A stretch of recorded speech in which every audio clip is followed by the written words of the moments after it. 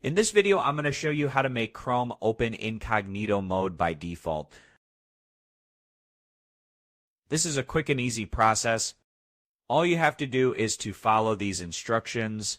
Just go to the search menu, type in Google Chrome, and now just go ahead to Google Chrome and right-click on it.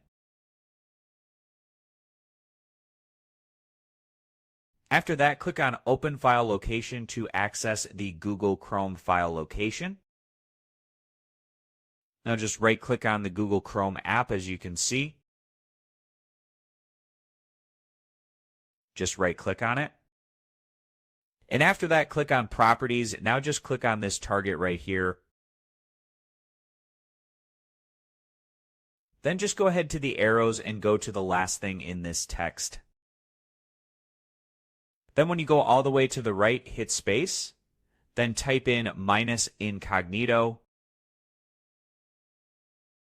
And make sure to type in everything correctly. Incognito must be written like this. And after you're done, just go ahead and hit enter. And now just go ahead and click on continue. So after you've done all of that, incognito mode is by default. Just go ahead, click on Google Chrome.